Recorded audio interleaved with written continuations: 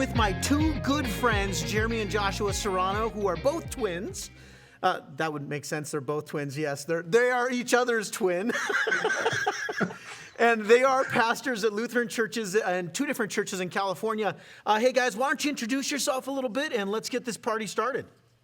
Well, I'll go first because I'm older, and that's what older brothers do, right? And how much older are you? Like, are we talking like hours, minutes? Like 21 minutes, but I hear like that's a big deal, like with twins. You could have been hanging that's on, like a long time. Yeah, he could have been hanging on to your ankle, so, you know. Right. So I'm Jeremy Serrano, and I serve as pastor of Good Shepherd Lutheran Church in Concord, California. And that's Northern California for those of us in the Midwest who think everything in California is in LA. So I just tell people I'm from San Francisco, even though I'm like on the other side of the bay, just because people have no idea where Concord, California is. Awesome. Thank you. Yeah. Joshua Serrano. I serve a Holy Trinity Lutheran Church in San Carlos, California. And I like to tell people I'm about 30 minutes south of San Francisco on the peninsula side. And I'm about 15 minutes north of Stanford University. So for those in the Midwest, they just know it's in California, big, long state. Got it. Towards the top. Towards the top, yes. So we've known each other for almost 25 years. I mean, it's crazy how long we've known each other. So what I'd love to do is I'd love for you guys to each share a little bit about your Enneagram journey. And I know, Jeremy, you're really new to it as far as you've heard about it for years, but only recently have begun to explore. And Josh, you just started doing some work around it as well too, right? Yeah. So I've only started it because of you, Jason. Yeah,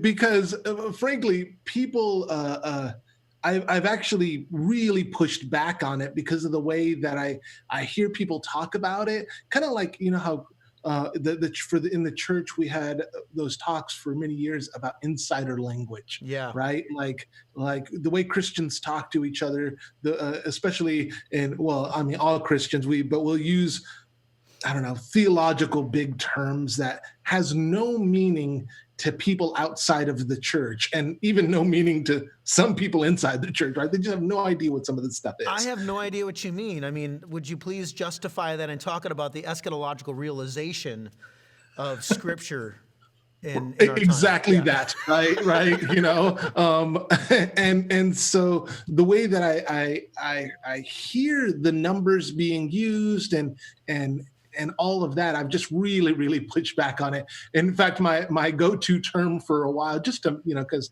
I mess around with people, but kind of telling them I'm not really interested, was they'd be, what's your Enneagram number? I'm like, I don't practice witchcraft. I'm sorry.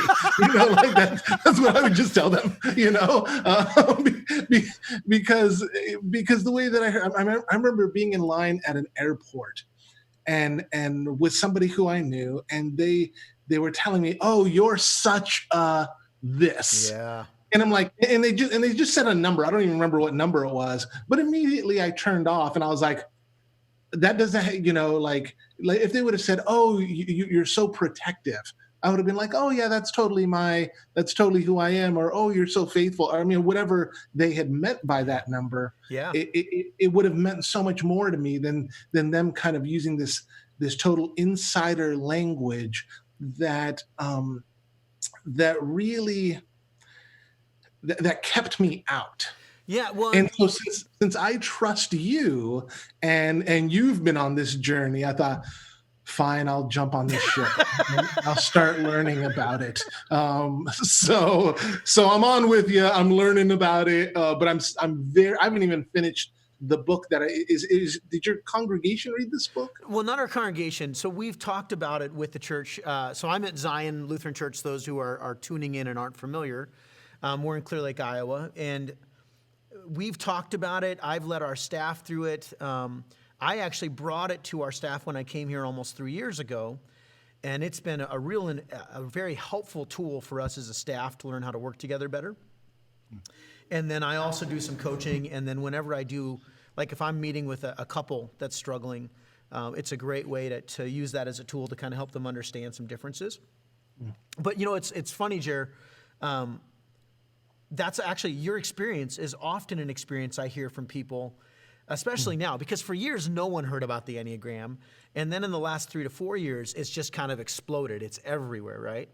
And I remember the first time I saw it, and I've talked about it on previous episodes, that the first time I saw it, I'm like, this looks like a pentagram that threw up all over itself.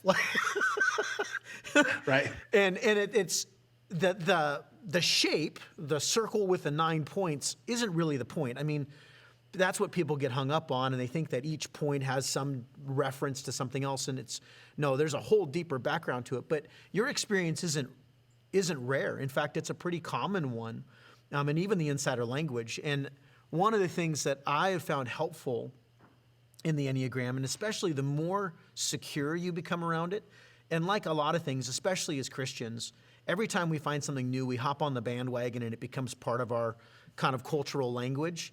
And we're so quick to do that. And it's the more comfortable I am with the Enneagram, the less I actually talk about it.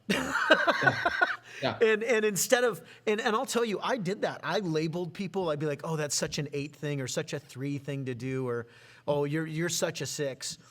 And what that actually does is, you're right, it turns people off. So Josh, tell us a little bit about your journey, and then I'd love to get into, and I'll be honest, when I asked you guys to be on this, I was really hoping, that we were going to have 2 different number types, and it turns out you guys might have the same type. But Josh, I'd love to hear your story and a little bit about your journey on this. Okay, so the way I really got started in it is I know this woman who works at actually Cal Lu, and we would see each other at synod assemblies or continuing education events, and every time her and I would talk, she would just slip in the conversation very very, very kindly, like, hey, do you know your Enneagram number?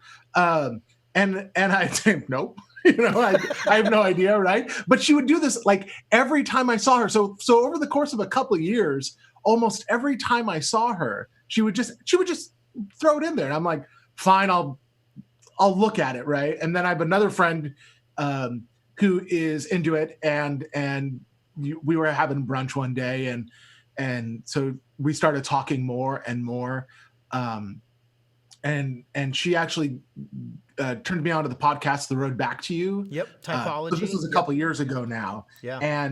And then from there, I started reading a little bit about it. I still don't know a lot about the Enneagram, but I guess for me, when it comes to the Enneagram or any type of personality profiles, or I'm fine with them as long as they're tools to help explain the world a little bit better. But I find often, well, I don't find often. This is what I'll say. I'm very concerned about people using tools like this to take on that identity. Yeah. You know what I mean? Yep. And so people will do this with any personality profile, even words like it's a longer story, but I was going through some stuff, and I was seeing a therapist, and she goes, "Oh, you're showing little signs of PTSD, but I don't, if that label doesn't sound good to you, don't use it. I don't really care about labels, And I was like, yeah, that's exactly right, because I don't want to take on an identity that is not my own, right? And partially, I feel like we're all looking for something to take on, right? We're all looking for something to worship, even, right? And so sometimes we do that with our own identities and say, this is me. And so what is happening? Is it explaining it, or is it something that we're adopting? Yeah, and so it's great that you say that, because here's where I think a lot of times, and this is a lot of what my work is that when the Enneagram is done in a healthy way, you realize that it's just a tool. Yeah. And like all tools, if you use a hammer to put in a screw, you've got a problem. Right. And it's helpful to the point it's not. And one of the things that I see a lot, and I want to get into what you guys believe your type is, and the reason why I say believe your type is the Enneagram is really about you exploring and the work that you do, and the only person who can tell you your type is you. because I don't know your motivation. And Jeremy, you and I had just talked about tests, and Josh, you're like, I've never taken a test. And in our culture, we're so quick to want to find something that we can latch onto, because I think so much of American culture, I can't speak for anywhere else, I can only talk about our experience as an American, and particularly in Midwest Iowa where I live now. I think our people are always looking for something to give them purpose or to make sense of their reality. And it's one thing to make sense of your reality. It's another thing to say, this is my reality. And this is all I am. And so, for instance, I remember when I was doing Myers-Briggs, another great tool, but I would talk to people, well, I'm an ENFP, right? Or I'm an ENFP or whatever it is. And whenever they would do something, they would use that as a justification for behavior. Right. And people with the Enneagram do the same thing. Well, I'm a 7. I can't help it. That's just what 7s do. Yeah. And when the Enneagram is done well, and you guys, we've talked a little bit about this before, the original intention of the Enneagram was brought over by the Catholics. And it was used as a spiritual formation tool to help you get past your identity, to help you realize that your true identity is found in Christ, and that your personality, your type, is actually the thing that you've invested too much in. One of the illustrations that I like to use to talk about identity is imagine somebody, a husband and wife, they get married, and the husband builds a small fence around the house. And at first it's just there for decoration. It's cute, it keeps the dog in, but it has no protective measures. And then over time, as the world gets less and less safe, they start building the fence up. And now what started off as a 2-foot fence is now a 4-foot fence. And then as more things happen, they start adopting, the fence gets higher and higher, and what was originally meant to protect them has now imprisoned them. And that's actually what your Enneagram type is. Your type can be a prison for you if you're not careful. And what we're really looking towards is, how do we get out of that prison? And that's when the work is done well. So I love that you said that. So now tell me, I'd love to hear what you believe your type is. And Jerry, I'd love to hear yours as well. And I think I have it in our show notes, but I'd love for you guys to share what you think your type is as of right now. So I think I'm a 6. A type 6, sometimes called the loyal skeptic, the devil's advocate, the buddy number, often the doubter. Those are all the kind of the stereotypical archetype names. And Jeremy, what do you think you are? Well, I think I'm a 6 as well, and I came to that, at least I'm discovering that because I took like a test, and then I'm like, does that really sound like me? So I took another test on it, and it came out the same. I mean, pretty much exactly the same, and they had different kind of questions and different ways to answer them. And then I went to the Road Back to You, the book, and skipped ahead to see, like, because I was like challenging the book, like, okay, is this thing real? Like, so I went to the book and was like, okay, is this me? And like I'm reading and I'm thinking, oh yeah, I've totally done that. Oh yeah, that's totally been my motivation for some things. Oh, that's and so it's giving me like the playbacks of my life when I've been really unhealthy and when I've been healthy. Yeah. And so I feel like, oh, okay, that this is summing me up in defining where I've been. And so that's how I came to that. Yeah. And so here's what I was originally hoping for. When I asked you guys to do it, I'm like, oh, I know twins, and it'd be awesome. And I was like, I'd love it if you were like a 6, if Josh was a 6 and you were like a 4. And of course, you both have to be 6s. And one of the things that, Jeremy, you just said is that it's about motivation. And in the Enneagram world, we believe that your personality was given to you. It's not formed by environments. But kind of the story of the 6 is that the world is not safe, and I need to navigate the dangers of the world and find out how to be safe, how to be secure in the world. And some talk about childhood wounds. Others use it as a story. I like the language of story because I know a lot of people who came from very healthy homes, and they're like, I don't have any childhood wounds. So when we met, you guys were in high school. I think you were juniors or seniors. You had frosted tips and were like all into raving and stuff, and your Janko jeans, those huge. Yeah, I wish I had a picture to show people. It was pretty awesome. Right. But one of the things that sixes do, and I'd love for you guys to maybe share a little bit about this, is that sixes use warmth and friendliness as a means of finding safety in the world. They garner friends to themselves to help themselves navigate the dangers of life. And when I look back, I mean, that was honestly part of what I think brought us together as friends. Is in a lot of ways, I identify with the six in a lot. It's just the motivation doesn't connect with me, but all the behaviors. I'd love to hear, how have you found that in your life? How have you used kind of that friendliness to your advantage? And is there a time that you found it as a disadvantage? Well, I think for me, part of this is I had not necessarily heard that before, Yeah.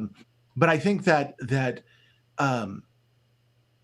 for me, I find myself like I can be kind to anybody, and I can try to bring in people as much, but that doesn't necessarily mean that those people are part of my inner circle. Yep. The people that I'm like, the ride or die people, right? Like, like the real inner circle that these are my people, Yeah.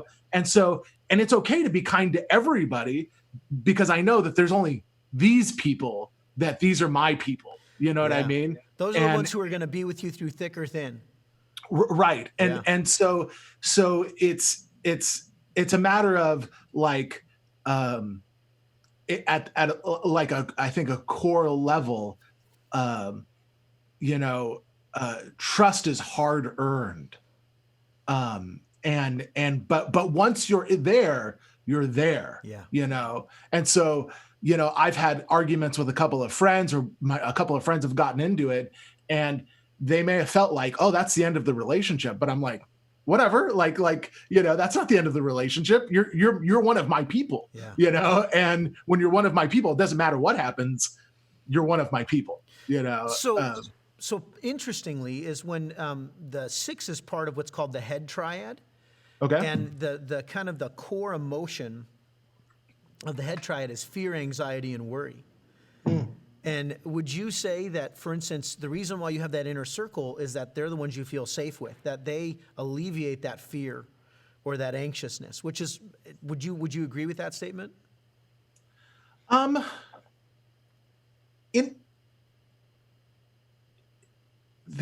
know, they alleviate the fear. I mean, that kind of base motivation, I think it's always there. Yeah. Right. It's always in the peripheral, right? Yep. It's always the self-talk, Yeah. and so it actually just becomes kind of background noise instead of driving the relationship. Yep. So I don't know that I necessarily feel that way, because it's always right there. So and that's very true of 5, 6s, and 7s. Is fear is always there. So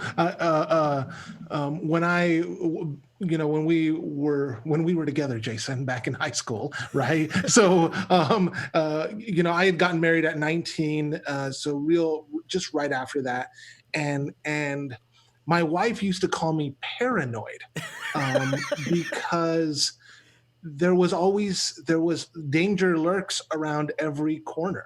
And that's the world that I lived in. And I was talking to my wife a couple of months ago about this, and she goes, "You used to be so like paranoid that there's always dangers." And she goes, "Do you still feel that way?" And I said, "Absolutely. The world is a dangerous place. Like that's still there." And she goes, "But you don't act like that anymore." And I said, "Well, I've learned to not let that be the driving focus of my life, but I'm always well aware of," and I think Josh did a good job explaining that as background noise, of all of the dangers. And so when I read that in that book that you had recommended, that immediately hit home with me, And it's part of that worst case scenario thinking. And what 6s will do is they're always looking for the traps to stay safe. And, Right. and that's why we have to see. Yeah. And I did that during this pandemic, right? We are part of a small church, and so I thought, okay, well, if our church goes under during this pandemic, what is the worst case scenario that's going to happen? Yeah. Okay, so a month in, I'll probably be good for a month, maybe 2 months financially. Worst case scenario is I know that I have a huge support system. My brother will let my family live with him. My mother and father-in-law will let my family live with him. The worst case that happens is that we have to rebuild in somebody else's house for a period of time. Yeah. And I was like, okay, I can deal with that. Like once I got to the worst case scenario of what it was for my family, it kind of alleviated all of the anxiety about this pandemic time. Yeah. So yes, it immediately goes to that worst case scenario. Did you do anything like that, Josh? Oh, absolutely. I mean, I actually had, I was talking with my wife, Anne, about this, and I'm like, okay, so, and I'm just kind of strategizing. Okay, what's going to happen if, our church goes under? What's going to happen if, just kind of all the worst case scenarios, like you're saying, and she hugged me and she goes, "You're sixing right now." And I was like, "Oh, okay, cool." Because it seems to me, and this is my experience and my understanding, is there's a sense that we want to control the world, Yes. right? And there are healthy ways of doing that and not healthy ways of doing that. I've always been the kind of person that if things are externally in disarray, I feel internally in disarray, right? And so like I've always liked tidiness. I've always liked to fold my clothes. I like things to be clean, just because if it's externally out of order, I feel internally out of order. You know what I mean? So yesterday, because of this whole pandemic, or 2 days ago, because of this pandemic, I was feeling like I need to be able to control something right now. So I just spent the morning and I cleaned stuff. And I was like, okay, I took on a problem. I solved that problem. Everything is externally good. I feel good, and it was just a way to cope with it. Right. Yeah. But I know this about myself. I know that's the way I feel. I know what I need to do to be able to feel in control. And I was just telling my son the other night, there are things we can control and there are things we can't control. Yeah. Let's pay attention to the things that we can control and control those things. And that's a very healthy, so all types can be healthy or unhealthy, right? And we've talked about, you have what's called lines, and lines are where you go to in stress or insecurity, right? And the 6 in stress goes to the 3, often called the performer. But what they do is they can go to the low side of the 3, which is when all of a sudden they try to control things that aren't theirs to control. They can get into a panic, or they can move into complete paralysis because they're just like, I can't do, there's nothing to do, and they get frozen in paranoia or the sense of hopelessness, or that there's just too much work to be done. And the difference, and I think this is great, for people who don't understand fear, like, so those in the gut type, that like fear to them, especially like an 8 or a 1, they're like, fear, what's fear, right? For those who don't necessarily understand fear, to hear that for you to have things that you can control, that things that you can manage, that are it's internal stuff, right? Because you can't control other people, but there are things within yourself. That's where some of that calm comes from. And I think that shows a lot of healthiness as a 6, because an unhealthy 6 goes into trying to control other people. They start seeing all the things they do. What's called they project. So they project their worries on everybody else. Yeah. And this is one of the things that's helpful with the Enneagram is you can, especially when you're aware, you can ask yourself the question, do I have insight here? Like, am I really being insightful? And that can be the case. Or am I projecting my fears and creating stories and narratives? And in order to protect myself, and in fact, those stories or narratives can actually hurt you. Right. So they go to the 3 in stress, but in security, they go to the high side of what's called the 9 or the peacemaker. And what that security looks like is that instead of trying to control everybody else, they're actually able to be still and they can trust other people. And instead of trying to create peace by control, they empower peace in people. They become friends. They become encouragers. And 6s are notorious for being able to see what can go wrong and what can go right. And when 6s are at their best, we need them around us because they care. They want to make sure we don't fall into the ditch. And that's, I think, I look back on our friendship, and I'm a little bit older than you guys, right? I think I'm 4.5 years older than you. I know in my youth, when I was not a very healthy individual, I was dealing with some stuff in my late teens, early 20s. But I remember one of the things that you both did for me is you kept me out of the ditch at times. There were times that I wanted to do something. And I remember, Josh, you actually pulled me aside one time and you're like, dude, why are you doing this? Like, what is going on? Like, this is going to cause harm to you. And then just a little bit later, Jeremy, you were like, dude, why are you? And you didn't. I don't even know if you guys talked to each other. I don't remember that. So yeah, but I mean, we had multiple, because we lived together at one point. We had a house together, right? And I remember you guys did such a great job of pulling me out in those times. Because you saw where it was heading, where in my 7ness, that 7ness can be impulsive and spontaneous. I would do things not thinking about the ramifications, not thinking about what the consequence could be.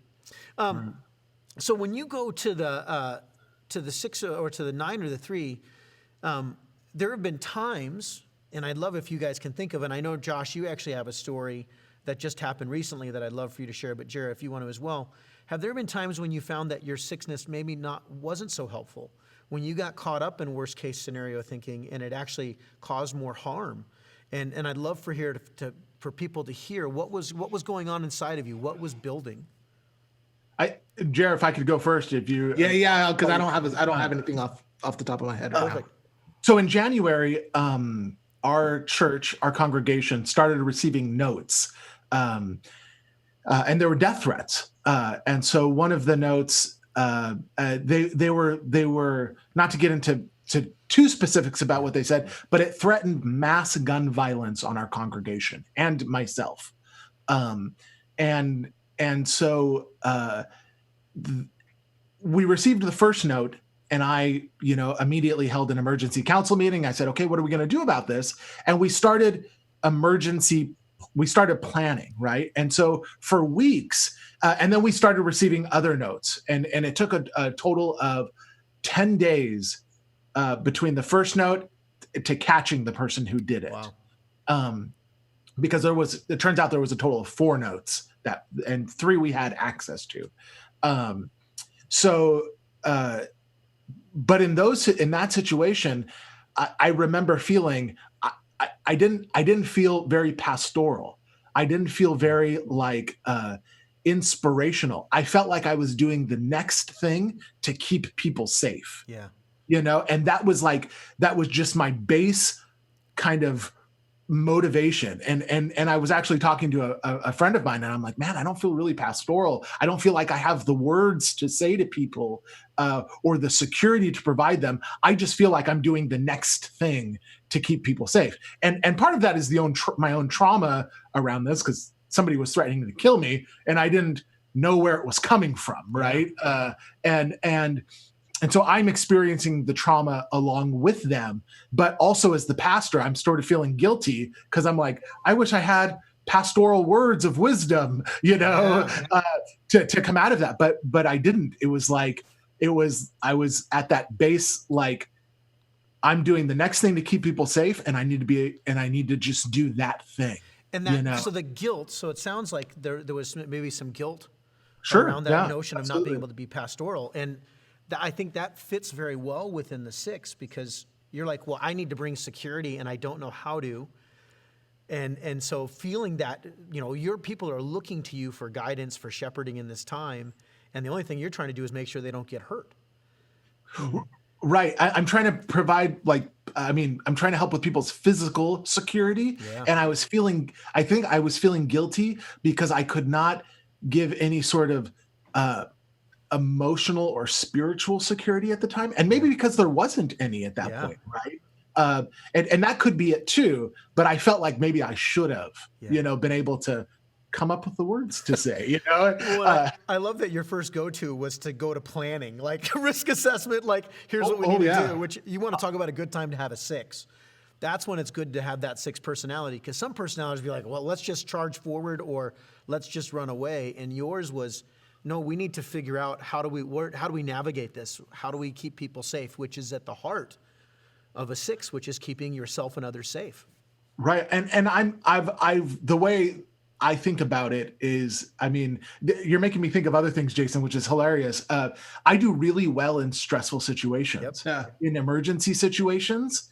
When I was in college over at Grossmont College, I remember my psychology professor had a seizure in front of us. And it wasn't it wasn't one of those grand mal seizures. It was, he just stood in a corner and froze, and everybody, and I was looking down at my desk, and everybody else was like, hey, something's happening. And I looked up, and I'm the only one who got up and went to the guy. Yeah. And everybody else saw the problem before I did, but I was the one who actually stepped up, and I don't mean to, I don't want to sound like, hey, but I just do well in situations like that. Tell the story about high school too, because you actually helped a teacher in high school. Yeah, when I was in high school, I think I was a sophomore. I was going to the locker room, and there was a woman holding some bags, and she was coming down the ramp, and I was going up the ramp, and I heard a crashing behind me. And it turns out, and she fell to the floor. Her glasses were embedded in her head, and I didn't know anything about like CPR. And well, I knew a little bit about CPR, but she was making these sounds coming from her, and it turns out that she was having a heart attack. I only later learned this. But I was like, you go get the nurse, you go get the coach, and I'm staying there trying to support this person. So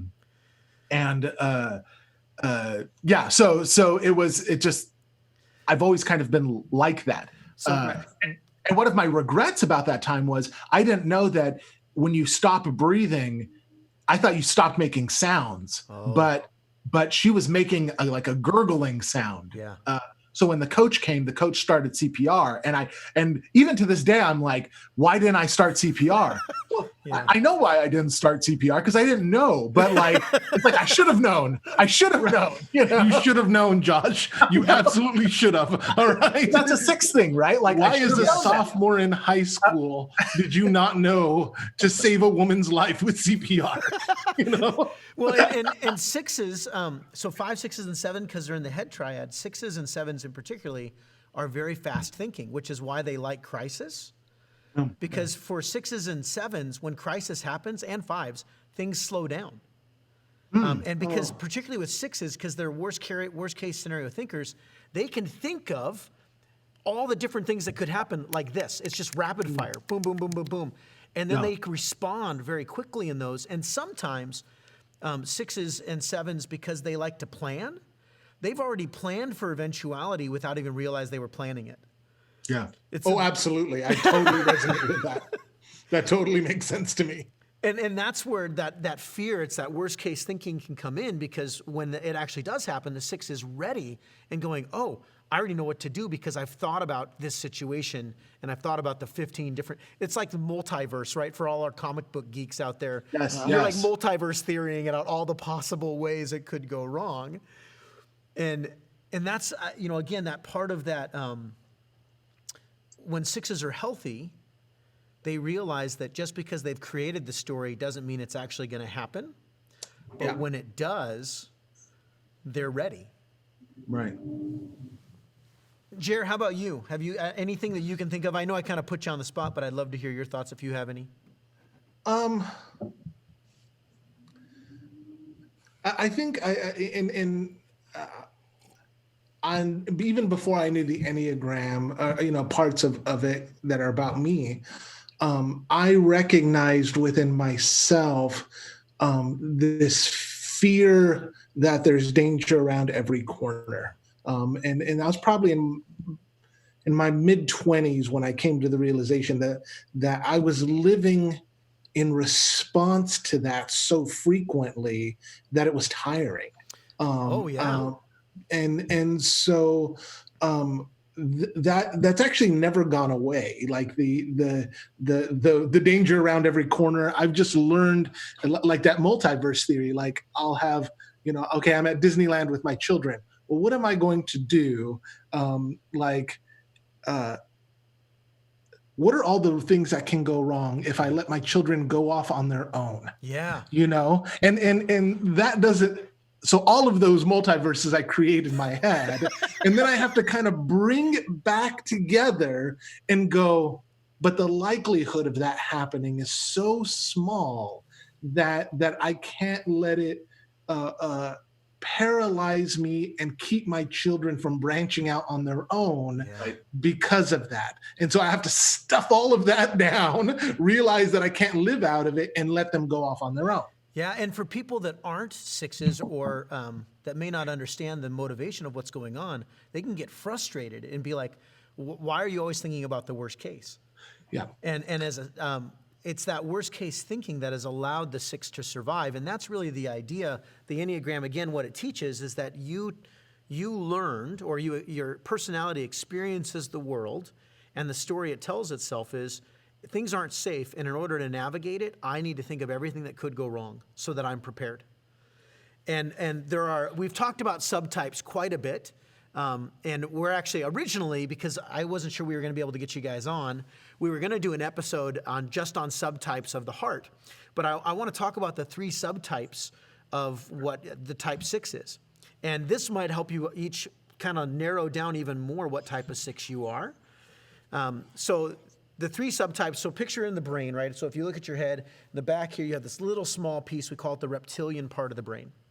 Oh. And that is the unconscious motivation. That is the driving force behind what you do, that you don't even realize it's there. It's just always present, right?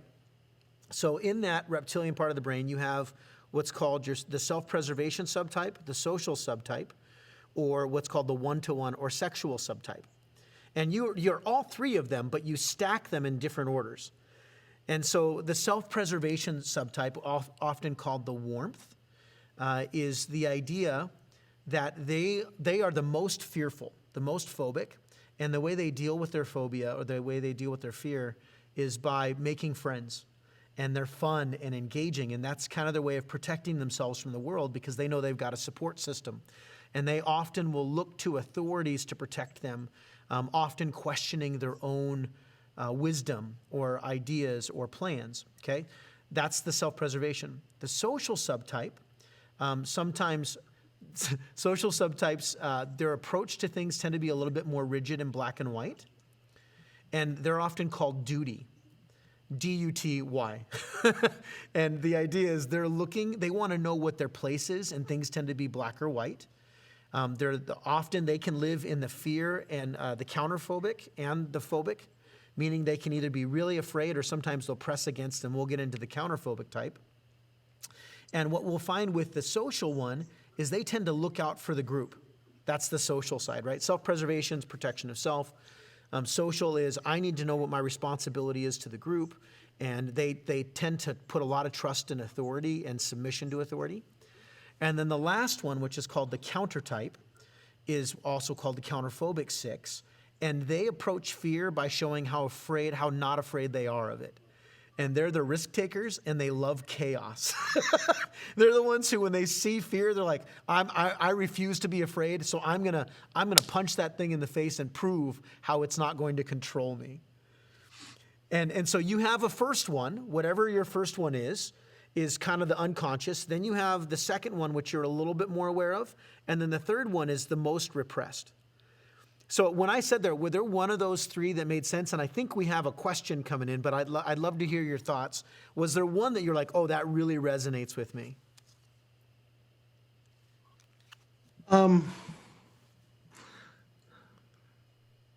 I think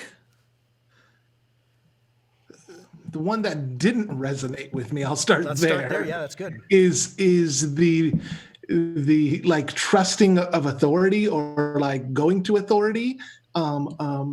you said going to authority in order to have them help you or something like that. So I think you're talking about the self-preservation. Well, yeah, and that doesn't resonate with me at all because I'm responsible for my self-preservation. Yeah. Right. And so I don't look to anybody to help with my safety, self-preservation, or my family's. Yeah. That's my responsibility. Yeah. Yeah, and so what I would say is you're probably a social 6 or Okay. the one-to-one or sexual 6 first, one of those in order. And the sexual 6s, they're the ones who they're never afraid. But that's the evidence that they're afraid. Oh yeah, absolutely. Yeah. So I would say that I would look at those. How about you, Josh? Was there one that resonated? The authority one did not resonate. Okay.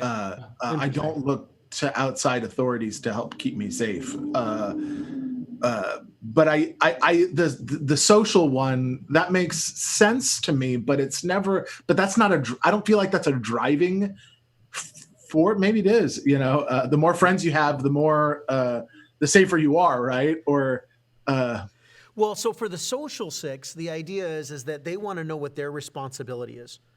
So that's really what the social 6 is. And that's why they like authority, is it's not so much that they trust in authority, but that they know their place. Whereas the self-preservation, they want to gather as many people around them to keep them safe. The one you just said before that resonates a lot with me. Social 6, yeah. I always love to, I need to know where I stand with people. Yeah. And so if it's, even if it's bad and somebody doesn't like me, that's okay. Tell me you don't like me. Like, I can deal with that.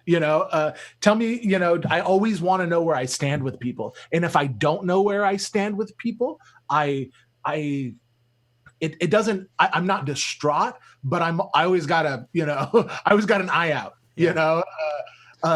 mistrust. There's a bit of mistrust of that. I'm always gauging the risk, right? Right. So risk threat assessment. I don't know where I stand with somebody, then I'm always assessing what is the risk in saying what I'm saying right now, or in doing what I'm doing. Okay. So we have a question. Ben Schrady is our go-to question guy.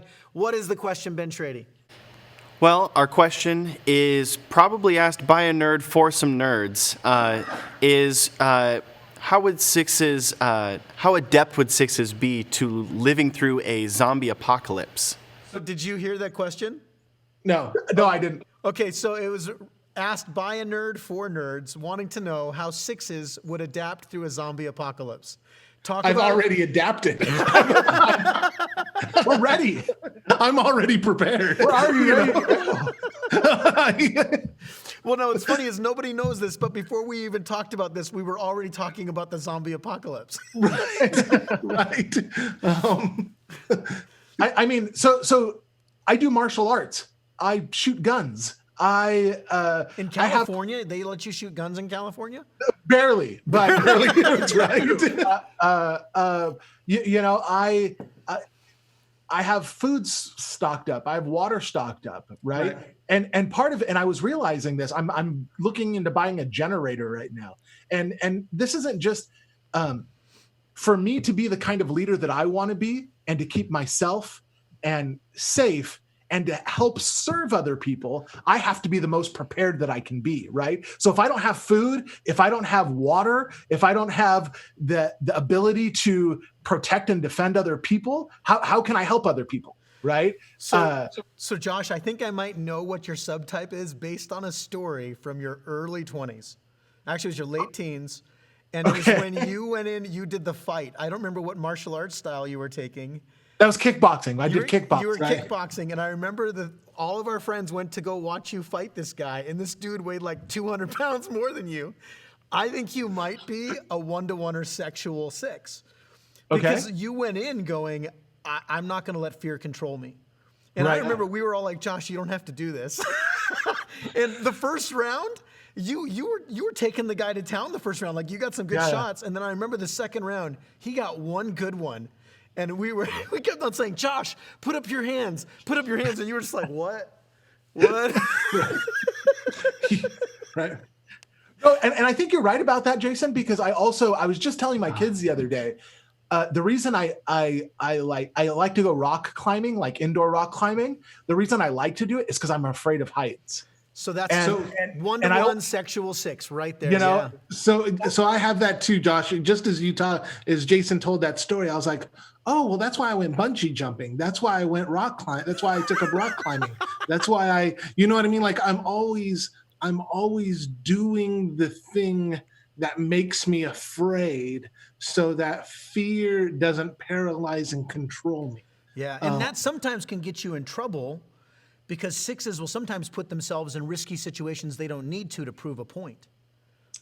And I'm not saying that's happened to you, but that can be one of the dangers. Yeah, I'm for trying to 6s. think of times where I've done that, like if I've done that. Well, and I just think about your when dad. I was younger, I definitely did that, but I don't think I do that so much. You mean like anymore. stepping into a boxing ring with a guy who weighs, 200 pounds more than you? That was your first fight, and he had like 10 fights under his belt. It was so great. He was a Marine too. He was on the Marine kickboxing team. Serious? And, yeah. And I was a 20-year-old, and Oh, I didn't know that. That's too funny. Oh my gosh. So one of the things that we also wanted to talk about, and Josh, you had asked me about this earlier, was wings.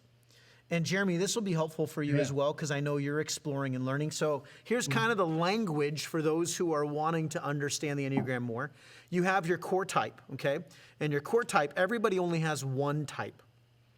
And then you have your lines, and the lines are where you go in stress and security, and that's where you draw on the energy of, or the kind of the personalities of another number. And then the wings are the numbers on either side of you.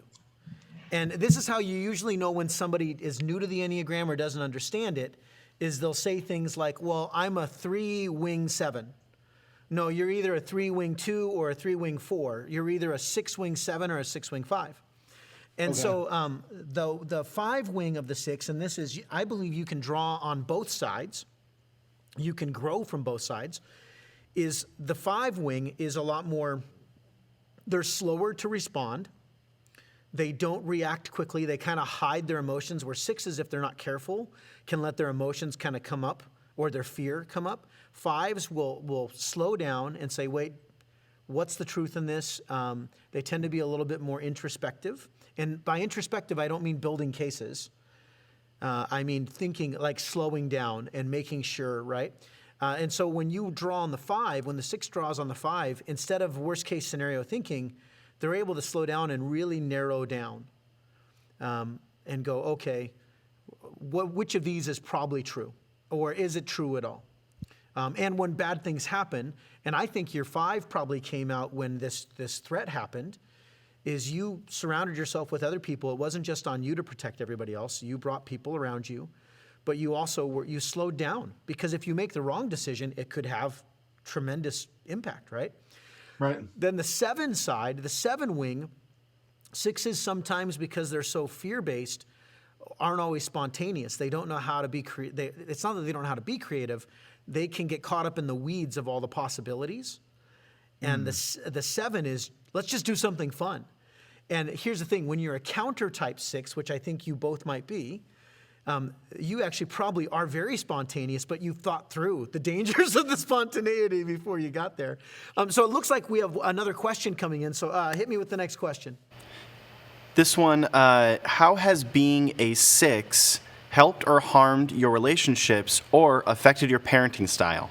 How has being a 6 affected or helped or harmed your relationships or your parenting style? That's the question. Oh, for my parenting style, I had to learn to not let the worst case scenario dictate whether or not I would let my children do stuff. Yeah.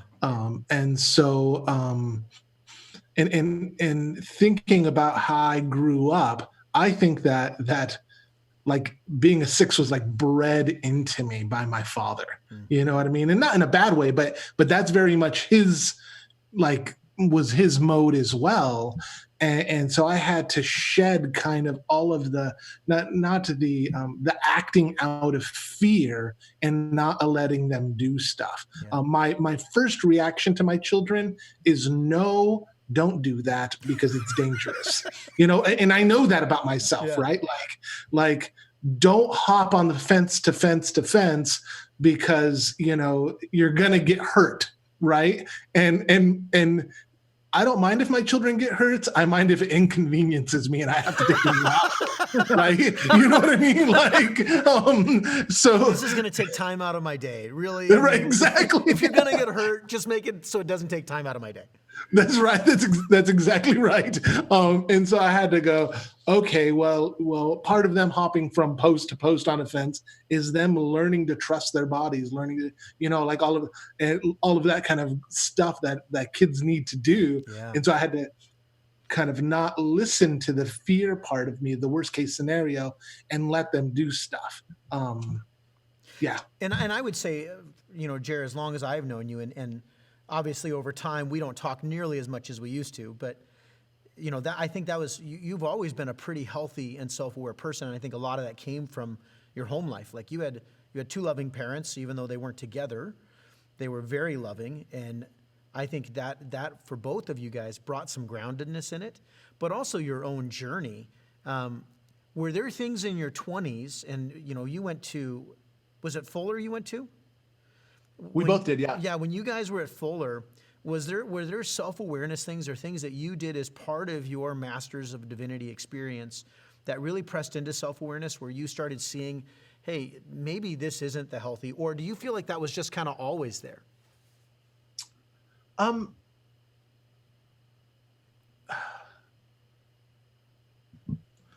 know in the last 5 years for me, there's been a lot of growth in my own kind of awareness and how I respond to things. And I think it took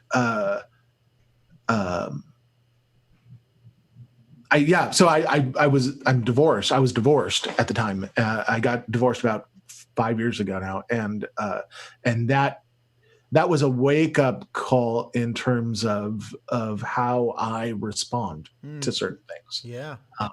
And what really matters and what doesn't matter. Yeah. And you know what I mean?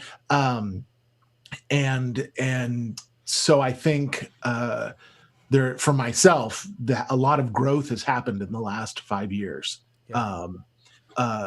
So there's a sense in which something, and there's a sense of which you can internalize something. Yeah. You know what I mean?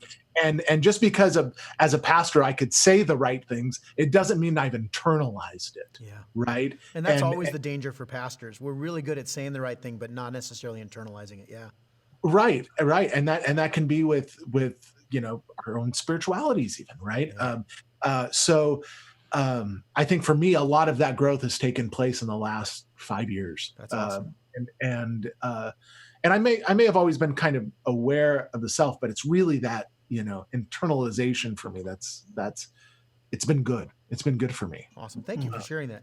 How about you, Jerry? Anything that you would add to that?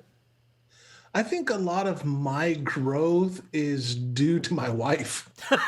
I would agree. Your wife is definitely your better half. She is indeed, but I really think, and we got married pretty young, and she suffers very little fools. And so she has helped. Especially you. What? Right? I said, especially you. Right?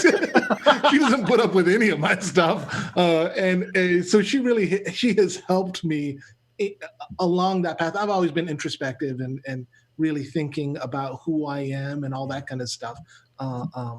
And she has done a great job of knowing me and helping me along. Yeah. So can we go ahead? I just wanted to say the parenting thing. Just getting back to parenting real quick.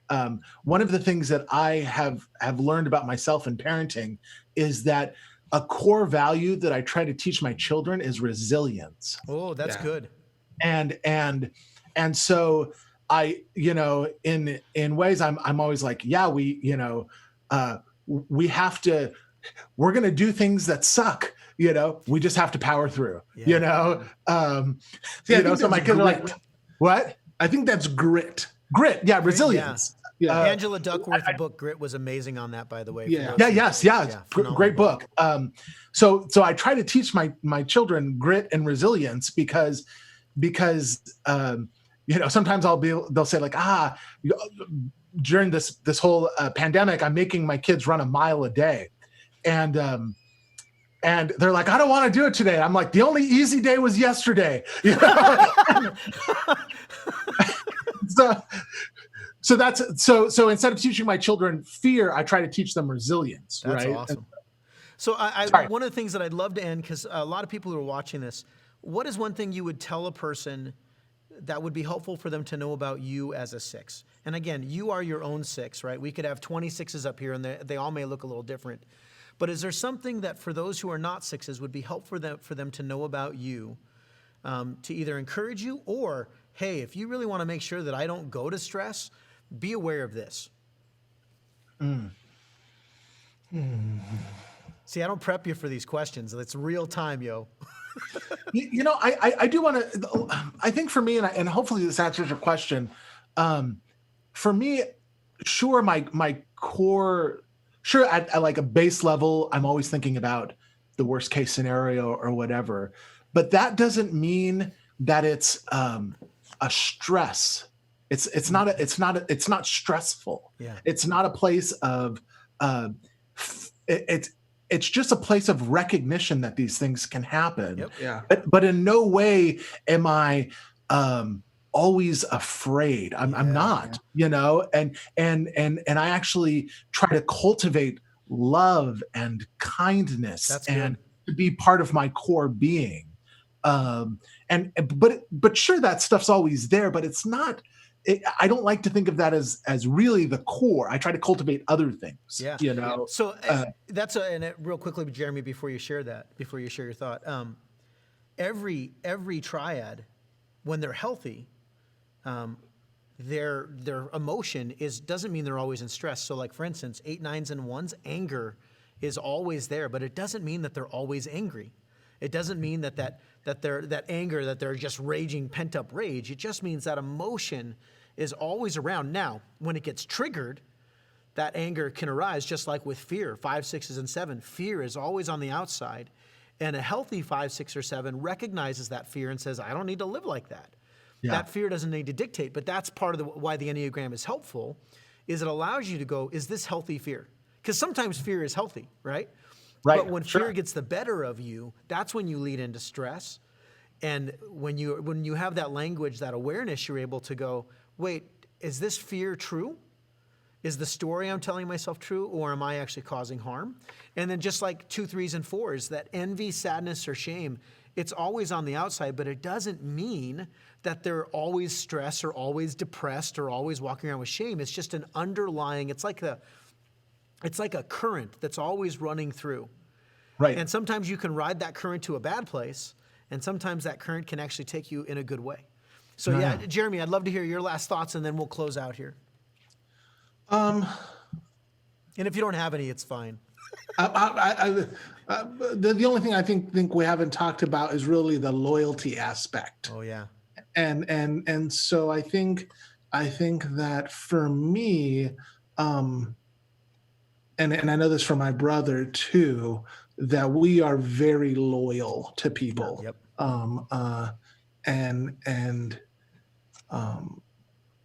Yeah, so that's it. So, and here's where that's actually, you're speaking the language of the Enneagram.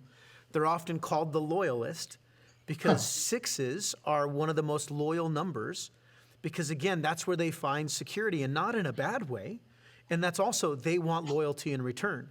Mm-hmm. And I don't remember which one of you said it is, which is, I'll trust you. And hey, I think it was Josh, you can get in an argument with somebody, and if that trust is there, it's like, hey, we're good. We can weather that storm. But I think the flip side is when disloyalty happens and it's perpetual, I think that's where sometimes those strains can come in, particularly with 5, 6, and 7s, because the fear for 5, 6, and 7s is it's always that fear of, are you really going to be there? No. And if you break that, when it's broken, it's really hard to get back in 5, 6, and 7s because you've now affirmed the fear. You've now literally proven all the stories I told myself. You've now demonstrated that I was right to think them. Oh, guys, I got to tell you, I am so glad that you joined me on this. I love you both. I wish people understood how much I love you guys. Even though it's been years since we've actually, not too long ago, we actually saw each other in Phoenix about 4 years ago. Yeah. But you guys are my brothers. Like, we've been through a lot of storms together, and I just so appreciate you being here. Give my love to your family. And hey, everybody, thank you so much for tuning in. If you have other questions, we're going to be going next week. A good friend of mine, Josh Edwards, who's a musician, and he's going to be coming to talk about his type. And again, thank you, Jeremy and Joshua. It's so great to have you here. And I love you both. And hey, thanks for tuning in.